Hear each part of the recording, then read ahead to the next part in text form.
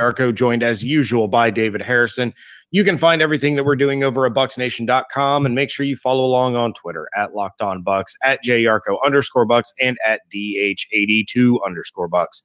Very excited to bring on our next guest. We've been on his show a few times. We were supposed to have him last week, and then everything for David and our guest all fell apart, and that's when you all had to suffer with me all by myself. But from Buck What You Heard, you know him, you love him, Gene Thomas. How you doing, my man?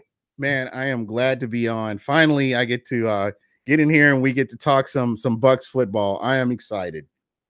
Well, we are thrilled to have you on. And for those that don't know, Gene hosts a YouTube show every Wednesday at 10 p.m. Eastern called Buck What You Heard. You can follow him on Twitter at Buck What You Heard. And we are excited to get some of his takes today. Gene, David and I aired out all of our Mike Smith grievances, complaints, ideas, thoughts, all of it. We aired that all out on Tuesday's episode. But we want to hear your perspective because it is the hot button topic. David is of the mindset that he's not going to call for anyone's job. But the caveat to that is, he has said that Mike Smith, as we know him, has to be gone. So Mike Smith either has to adjust or basically, the ship's going to go down. I'm of the mindset that you have to get rid of him. Dirk Koetter has to show the players in his locker room that are trusting him, his coaching staff that is trusting him, a front office and ownership that are trusting him to lead this team to a winning record and a postseason berth. He has to show them that he's willing to try anything to not waste this season when he knows that what is going on with the defense isn't working. So that's where I stand. That's where David stands. Gene, what are your thoughts on the defense and Mike Smith as defensive coordinator and kind of every boiling point that we've reached after watching Mitchell Trubisky look like Tom Brady? Man, let me start from the beginning. If you followed Buck What You Heard, you know that I've been very friendly as far as Mike Smith goes, as far as Dirk Koetter goes, as far as Jason Licht goes. Basically, with the talent, with getting things worked out, but you reach a point, and if you look at our podcast early, we said coaching is huge. Coaching is going to be huge this year in whether or not this team is successful, and they've fallen well short. And it's like deja vu. If you think about it, the Bucs were 2-1 last year, and then the wheel fell off, and here we are 2-1 going into Chicago, and what happens? You're looking at a team that looked lost out there. There was no communication. I'm not saying limited. I'm going to be real. There was no communication there. The play calling was predictable. When you hear the opposing team use the word predictable, you should be upset about that. You should just be totally mad about it. And it's one of those things where you haven't seen Mike Smith make any adjustments. They've just kind of rolled with what they've got. Hey, we're going to roll with what we got. It's cool. But this is the problem that I've had. I've taken each season by season as we've been going, and I was okay, we need to get this guy here. We need to get this guy here. Or maybe they need to do some adjustments, or, this player wasn't playing like he was supposed to, missed assignments. When you go back through history and you look at the different defensive coordinators, Buddy Ryan, you look at some of the other defensive coordinators and even coaches throughout history, Bill Parcells. I could go, the list goes on. Monty Kiffin, the list just goes on and on. Those guys were identified by the defense and how they played. Okay. And I've heard people make excuses for the defense. They're having communications issues. This guy isn't playing where he's supposed to. This guy isn't doing. That falls back on the coach. And to prove this point, all you have to do is look at Jeff Fisher and how Jeff Fisher held back the Rams from being successful. They bring in another coach, and it's a totally different team. I do believe that this team has the talent to be good, and I just don't know. I cannot put my finger on it for the life of me why this is happening. You had Lovie Smith in here calling the plays on defense. Same thing. You bring Mike Smith in. He's calling the defensive plays. Same thing. It's just been consistent across the board since the new regime has been in. And I would be willing to debate this with anybody. I'm sorry, Mike Smith has done what he's done, and he needs to go. He's not willing to make changes. If you look at a team, any other team, if they have a player that's not producing like he's supposed to, what do? They get rid of the player. Now you have Dirk Cutter, and he's saying that he's going to keep Mike Smith. You know, what does that say? That's kind of a double standard, as far as I'm concerned. But that's kind of where I'm at with all this. I think Mike Smith has run his course. I just don't see them making adjustments. I don't see them being creative enough to really turn this team around. I would be glad to be wrong. I hope I'm wrong. But just from where we are right now, this team is 500 and they're going into a bye week. Then you have the Atlanta Falcons, who, what they do. And, again, they have an opportunity to turn this around, but I just don't see it happening. Yeah, I think you make some great points. And and as you were talking, I started thinking back. One of the things that you said was when something's not working, they look to blame the player. And you start going down the laundry list, whether it's been under Cutter or Lovey or Raheem or back to the second half of Gruden's era. You go through the list of players that moved on to different teams and have had success. You look at guys like Michael Bennett, Darrelle Revis, DJ Swearinger, Keith Tandy, Bradley McDougald right now in Seattle. He's balling out of his mind. Yeah, how helpful would he be right now? Aqib Talib, LeGarrette Blount. You start going through this laundry list of players that not only have had success in other spots, but have rings to show for it at this point.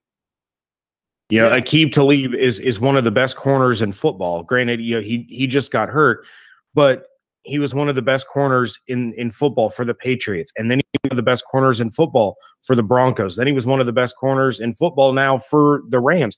And I understand that Talib's kind of a different animal when you look at him leaving. I think Aqib Talib does not reach this level if he doesn't get out of the situation he was in Tampa as far as personally. I think removing himself – yeah, Mark Barron. There's another one.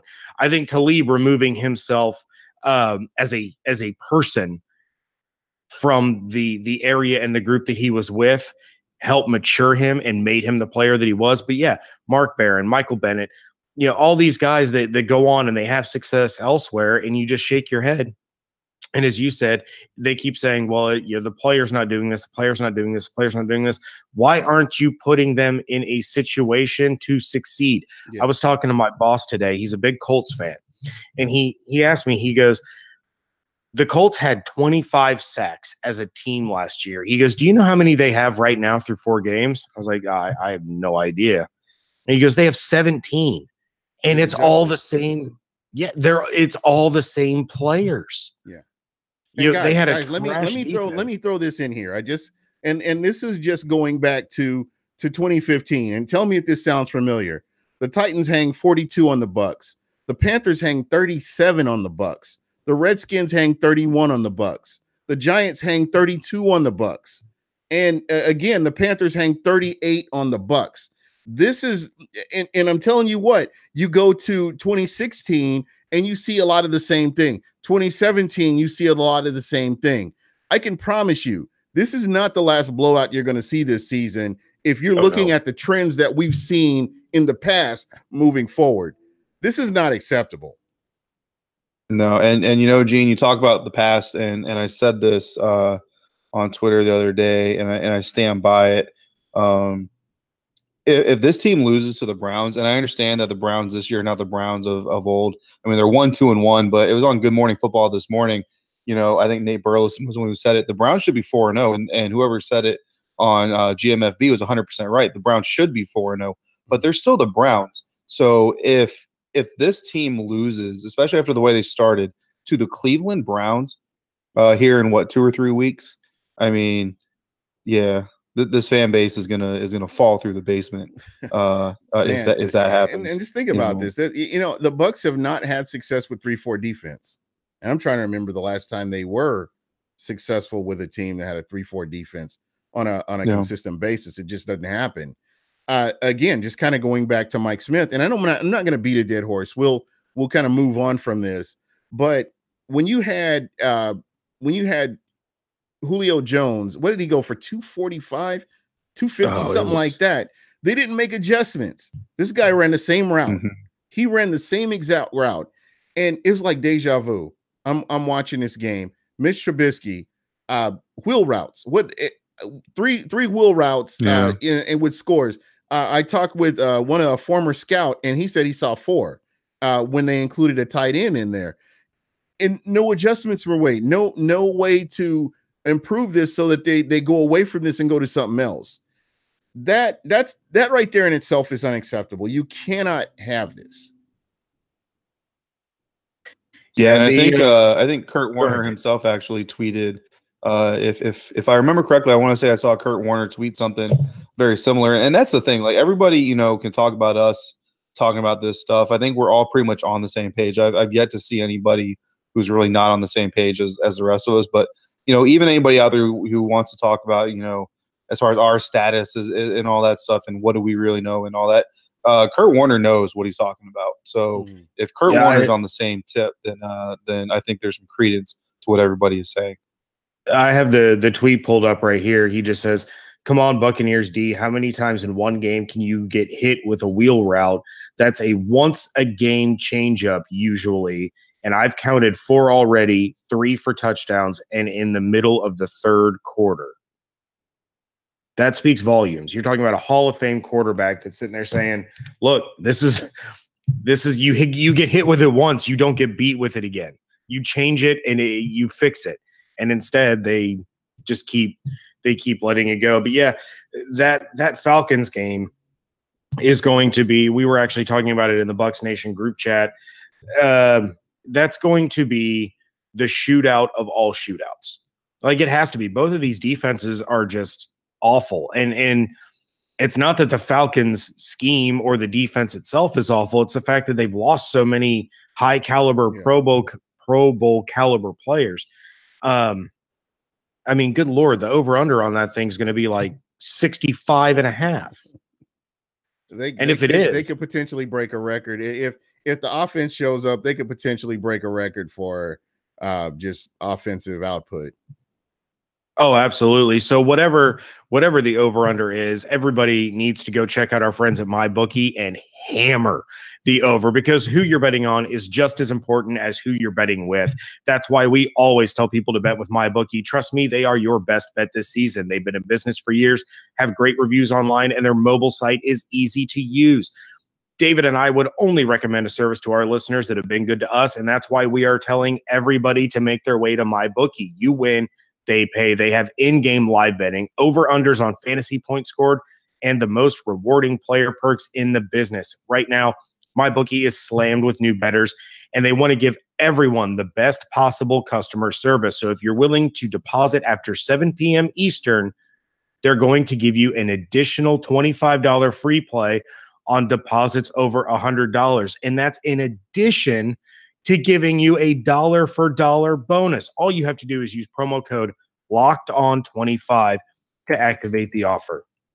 Visit MyBookie online today. That's MyBookie. And don't forget to use promo code LOCKEDON25, LOCKEDON 5, when creating your account to claim your $25 free play on deposits over $100 and to activate your dollar for dollar bonus. You play, you win, you get paid. David, I understand that we have a voicemail from a wonderful Buccaneers fan in Baston who has a question for us to kind of get us away from this Mike Smith stuff that's starting to make my blood boil again. So what do we have? Yeah, we got Tyler from Boston. So here we go. What's up, boys? It's Tyler from Boston. Didn't really get to catch the Bears-Bucs game. Probably for the best. But I did hear that Vita Vea got his first NFL action, and I wanted to hear from you guys. What do you think of him? How do you do? And what do you think that he can bring to this defense that's struggling a little bit?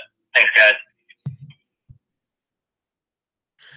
All right. Well, we appreciate you calling in. And of course, now you are entered in to win that beautiful autographed Quan Alexander jersey at the conclusion of the Buccaneer season. I'll go ahead and kick it off real fast. I have not gone back and rewatched the game yet with all 22 or anything like that. My initial reaction, my initial impression of Vita Vea is, for a guy that has not set foot on a football field basically since July, I thought he looked pretty good. His first 2 snaps in the game, he was eating up 2 blockers, and the defense had positive plays on those 2 snaps. So it's going to be a process with him. He's a rotational guy right now. That's who he is. For right now, he's a rotational guy. Do I think he has the talent and the ability to become a full-time starter? Yes, absolutely, I do. But for right now, for a guy as big as Vita Vea, coming off of a calf injury, he is absolutely positively no more than a rotational guy at this moment in time. But I was much like Ronald Jones. Yeah, there's a lot left to be desired from what we saw in week 4. There's a lot to be desired from the entire team. But what I saw seemed relatively encouraging. Gene, what was your takeaway from the debut of one Vita Vea? I was pretty happy with what I saw. Again, if I'm a head coach and this is a guy coming off a calf injury, and I believe it was more serious than what was originally talked about. I think he's one of those guys. I've got him on a pitch count. I'm only going to use him, so many plays, just especially considering we're going into a bye week. I realize the game is where it is. There would be situational plays where I would have him in just to see how he does or how he reacts. But for the most part, I would have him on a pitch count and have him ready for the back end of the season where he's really going to be needed if this team is going to make any kind of run. But I'm happy with what he's done. I was excited to see him out there. There was a play that's going around on Twitter where he ragdolled, I guess it was a lineman or maybe a linebacker, but he pretty much ragdolled this guy, just showing his strength. And that right there is a glimpse of what he could potentially be. So I'm looking forward to him. David, I know you were doing some deep Vita Vea film diving today because you got mad at me when I didn't respond quickly enough to your question on Messenger. What is your take? And I know you're not the biggest Vita Vea guy, but from what you saw, I mean, is he starting to look a little more encouraging to you? What was your takeaway from Vea's debut? So I think it was on your draft show, your post-draft show, Gene, that I actually kind of went in on Vita Vea a little bit. Listen, I know that guys who are a lot smarter than me obviously disagree. I didn't think Vita Vea was really a first-round talent to begin with. Nothing against him. I just don't think he's dynamic enough to make a big enough impact at the NFL level to warrant a first-round draft pick. Unless you're drafting towards the tail end and you're basically just looking to reinforce a roster that's already been successful. Like if the Eagles were to have drafted him at the end of the first,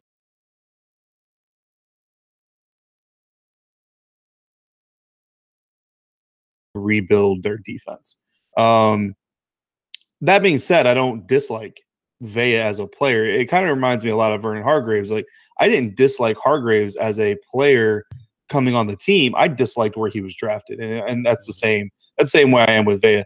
So what I saw with Vita Vea in college was that he was a guy who's obviously big, he's obviously strong, but he doesn't always get to the point fast enough. And I'm just as impressed as him body slamming a Bears offensive lineman. But if you go back and look at that play, it doesn't do anything. Like at the end of the day, it's impressive that he did it, but that run went for 19 yards. And the reason that run went for 19 yards isn't because of Vita Vea. Like Vea didn't mess that play up. Quan Alexander messed that play up, but Vita didn't help the play any. And I say that in an impactful way, right? So Vita helped the play by being in the lane. Like Cohen was going to try to turn into that gap. Vea was there with his blocker, and that's when Cohen stopped the first time. Alexander stepped into the hole. That's when Cohen kicked outside and got 19 yards, right? So Vea did his job by plugging in that hole, and that's fantastic. After the hole was plugged, after Cohen stutter stepped, after Cohen was committed to running around the edges, when Vea slammed the guy down. Zero impact on the play. So, and that's kind of what I saw in Washington. Now, don't get me wrong, he's got the ability, because I also saw when he was in Washington on like a 3rd and 15 or a red zone passing play where Vea, I mean, you'd almost want to compare him and time him to Gerald McCoy with as fast as he got off the ball. It just doesn't happen all the time. And sometimes it happens too late. And that Bears play that's kind of going around, as impressive as it is, the physical strength and all that, give him credit for that. It happened too late in the down to really have a major impact on the actual result of the play. And that's where I wanted to see Vea get better. All that being said, this is his first game. He played 33 snaps, which I agree with you guys was probably more than they planned on. And I think Coach Cutter actually said that was more than they planned on playing him. So, like, I'm not hating on the kid. Like, it's his first game. It's his first 33 snaps of his career. So let's not, I'm not mailing in a final decision on what his career is going to be by any means. But that's what I saw. Is what I saw out of Vita Vea in Chicago is basically what I saw out of Vita Vea in Washington, which is actually a good thing because he was hurt. He hasn't been on a live game field since last December in college. So seeing pretty much what you saw of him that got him drafted is positive. That's a good thing because he just stepped up a major level of competition. So the fact that he's actually basically doing the same thing at another level of competition is encouraging. And I know he's smaller, and I think that the Buccaneers are going to be able to do some good things with him going down the road. And I don't want to get long-winded here, but I did want to add one last thing. So I'm not fully through the 22 either myself. So just that little disclaimer, I'm not fully through the 22. I have watched all of Vea's snaps specifically for this episode because I knew we were going to play that voicemail, but I haven't watched every single snap outside of what Vea was playing on. However, so far from what I've seen, this defense, at least against Chicago, and I actually kind of want to find the time to go back and look at other games this year, they really seem to do the best as far as pass rush is concerned. When they had two standing defensive linemen. Mm-hmm. So I'm kind of curious about that because I've got this crazy idea that maybe the best formation for this defense is Vita Vea at the nose, Gerald McCoy on one of the ends, and JPP and maybe like a Noah Spence or a Vinny Curry or a Will Golson standing on the opposite end. And what you can do is then you can disguise some of your pass rushes. You could even drop JPP into the flat if you wanted to and blitz Quan behind him or blitz David behind him or Beckwith when he comes back or Taylor while he's in there. You know what I mean? Like there's actually a lot of out of having standing defensive linemen. And I think it was the JPP sack actually where JPP and Nassib were standing. Mm-hmm. I want to say it was Vea and McCoy down as down linemen. And, woo, and they collapsed. They shot in. Everything. Like they got in quick.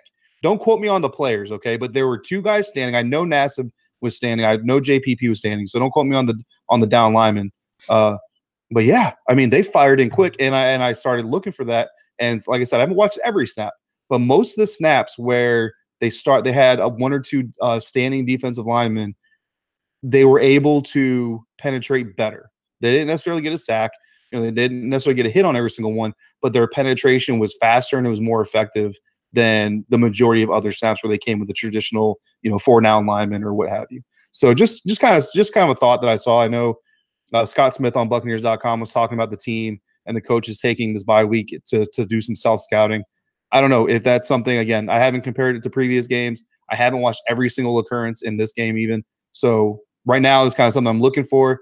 I don't know if if it's something that's worth looking deeper into, but I mean, when I saw it, I got excited. So yeah, I know for me, just watching Vita Vea, this is his first game in the NFL.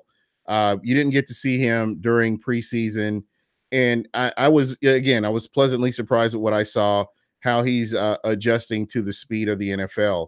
I think he can only go, only move forward. He can only go up. I'm hoping that's kind of what we see. Just him being able to eat up blocks and just open up things for other defensive linemen.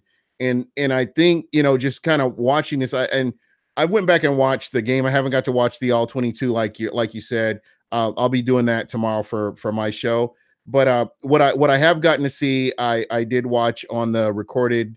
I recorded the game just to watch that, and I thought he did a great job. Again, he's one of those guys. He's young. He's new, and I'm not making excuses because I'm pretty much done with that. They just have to figure out a way to get him into plays to make plays. To one of your points, David, here's my question. And you open this door, and so I'm sorry that I have to go back. But here's my thing about Vea. You were talking about how he did his job. He manhandled that offensive lineman, and it caused Tariq Cohen to alter what he was doing, and it fell on Quan to finish that play, and he didn't. And the play went for 19 yards. So if we can, here's my question that I'll pose to both of you before we wrap this up and get out of here, because I know we're starting to come up against the clock here. If Vea continues to do what he did in those 33 snaps, and he's eating up those blocks, and he's able to manhandle these offensive linemen, and he's able to open up these gaps, is it safe to say that it's going to create the opportunity to get to the quarterback like we talked about in the offseason that he could do if Mike Smith could remove his head from his rectum and actually blitz these linebackers, let Levante get after the quarterback, let Quan get after the quarterback. This is a defense that blitzes 6.5% less than the league average. They blitzed once in the first half, and that was the JPP sack that you were talking about, David. Once. Mm-hmm. So if they're actually going to change things up, if they're actually going to self-scout as they claim, and this defensive staff, starting with Mike Smith, says, hey, look at these gaps that Vea is opening up. Maybe we should blitz Levante. Maybe we should blitz Jordan Whitehead or Justin Evans, because there's a lot of space there to get pressure on the quarterback. Does that kind of change your view as to what Vea would bring to this offense or bring to this defense? Or are we just basically going to be a year away from determining that because it's not going to change?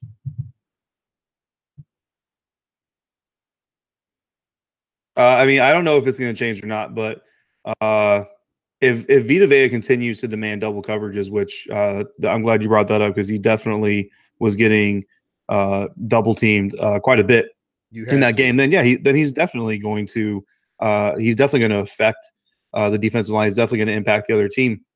And I don't want to take too much away from him. It's just, I don't want to rehash this whole thing, again, but when you're drafting that high, I'm looking for a guy who can make plays on his own, not just set up other players. And I know guys like Haloti Ngata have made very big, very long careers of helping set up guys like Ray Lewis. So I see the value in it. But I'm glad you brought up the blitzing thing, because a lot of people have started to notice it's really not new, but they've started to kind of pick at it a little bit right now, more recently. Quan Alexander in his tendency at times to be a liability in pass coverage. Well, there's two ways I think that you can keep Quan Alexander from being a liability in pass coverage. One of those is stop putting him in zone, because Alexander is extremely aggressive, which is one of the things that makes him so exciting to see. It's one of the things that makes him hit as hard as he does and get as many tackles as he usually does, even though he only got 2 against Chicago. And putting him in zone, you're fighting him against himself, because zone coverage, you have to be patient enough to read the field and see what's going on around you. He's not that guy. He's a see the ball, hit the ball, or he's a see the receiver, follow the receiver type of guy. So put him in man. I don't care if you put everybody else in zone. Put him in man. Tell him who to watch and let him go. Or blitz it. And Quan, I mean, if there's a linebacker in the NFL that's going to hit his assigned gap with just some fierceness, it's going to be Quan Alexander. Like, he may not get through the line, but whoever blocks him is going to feel it. You know what I mean? So it's kind of like what I was getting at. Like, put Vea in the middle, let the offensive line double team him, put McCoy in a gap somewhere, put JPP on his 2 feet, put Vinny Curry on his 2 feet, and do some stuff. Drop JPP out or bring them all and bring Quan behind him. I don't know, man. Noah Spence, I mean, put him on the edge. We kind of talked about this a little bit, James. Noah Spence, underwhelming as a defensive end right now, right? Got it. He's probably the most athletic, raw athletic defensive end they've got on the team. Drop him in coverage every once in a while. Show some of these young quarterbacks something that they're not expecting to see, which is a big old, tall, lanky defensive end dropping into the flat or dropping into the short zone coverage. You know what I mean? Just do something a little bit different. Guys, I have to ask this question too. And again, I'm not sure how you guys feel about this, but could you simplify the defense just to get Noah Spence on the field just to see what he can do? If he can make plays.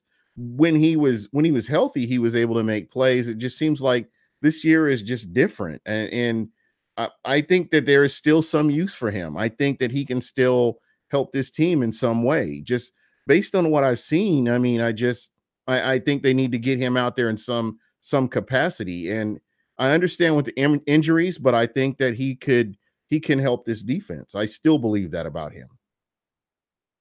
Honestly, I love Noah Spence, and James knows this. Go ahead, James. Oh, I was just gonna say, I don't think they know what to do with Noah Spence right now. Like, plain and simple, for whatever reason, he can't find the field, and it's, to me, it's shades of Jonathan Banks. Yeah, like he was a healthy scratch. He had all the upside in the world, but for whatever reason, whether it was the system or whether it was the person, something's not clicking there. And I think they're starting to deal with that with Noah Spence. And despite his Ohio State background, I'm a huge Noah Spence fan too. I mean, I was pounding the table for him to be drafted, and I was thrilled when the Bucs took him in the second round. But something's not right there. Whether it's the scheme or whether it's the person, there's something missing when it comes to Spence, as athletically freakish as he is. So. David, sorry to jump in there.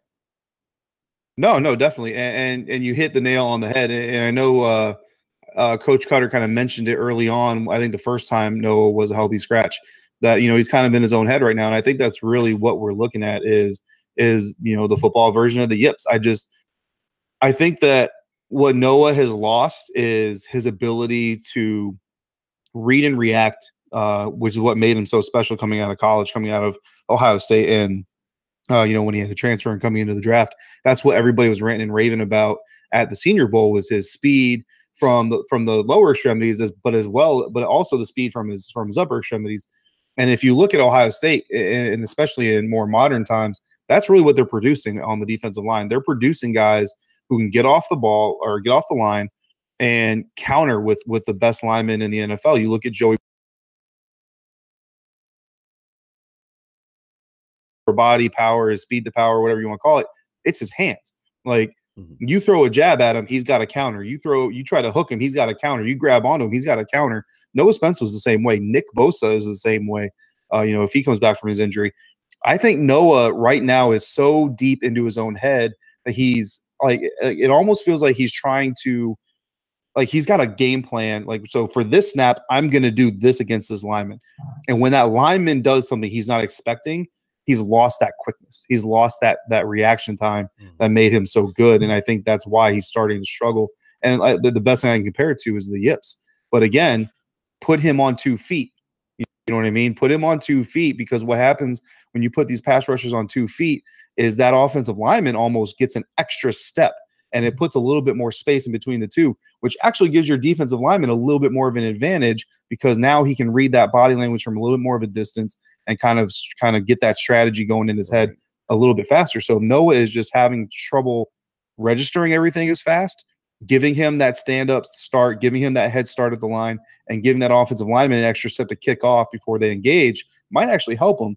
And again, you might be able to discover a new use for him dropping him off as a linebacker here and there. Not every play, right? Like, I'm not saying man him up against Tariq Cohen. That's crazy. But every once in a while, throw that at him and get the quarterback to kind of pause a second and look over in that right side flat and be like, wasn't expecting to see that really tall dude over there. That's new. And maybe that gives JPP the time he needs to get in there and bust somebody up, Yeah. Well, gentlemen, I'm not sure what your plans for the bye week are, but I know a lot of our listeners have got to be pumped up about the start of hockey season, and the Bolts kick off the season Saturday. Thanks to our friends at Vivid Seats, you can be there at Amalie Arena cheering on the Tampa Bay Lightning, or for our caller asking about Vita Vea, maybe you want to go check out the Red Sox at Fenway as they take on either the Athletics or the Yankees. All you got to do is check out our friends at Vivid Seats, because with Vivid Seats, you can attend a concert, a show, sporting event of your choice at a great price. Vivid Seats is the top source for tickets for all the live events that you want to go to. You can sort by price, or you can look for seats in a specific section or row of your choice. To make things even better, Vivid Seats is giving our listeners an exclusive promo code for new customers to receive $20 off orders of $200 or more, saving you even more money. Just go to the App Store or Google Play and download the Vivid Seats app. Use promo code LOCKEDON, that's LOCKEDON, for $20 off orders of $200 or more as a new customer of Vivid Seats. Every purchase is backed by a 100% buyer guarantee. From the biggest concerts and games to the hottest theater and more, Vivid Seats has it all. Download the app and enter promo code LOCKED ON for $20 off orders of $200 or more as a new customer. Make a memory that lasts a lifetime, and let Vivid Seats help you get to your favorite live event. Gentlemen, I hate the fact that we're up against the clock now and we're going to have to call it a night. But Gene, thank you so much for joining us. Where can everybody find you? Social media, your incredible YouTube show, Buck What You Heard. You just kind of give them a little bit of the business there, Gene. All right. Yeah, you can reach me at Buck What You Heard on Twitter. Just follow me. I'll follow you back. I love talking football. So I'm trying to work on developing a fan from all 32 teams, or all 31 teams, excuse me, all 31 from all 31 teams. So that's one of my goals. So it doesn't matter what team you're with, hit me up. I'll definitely follow you back.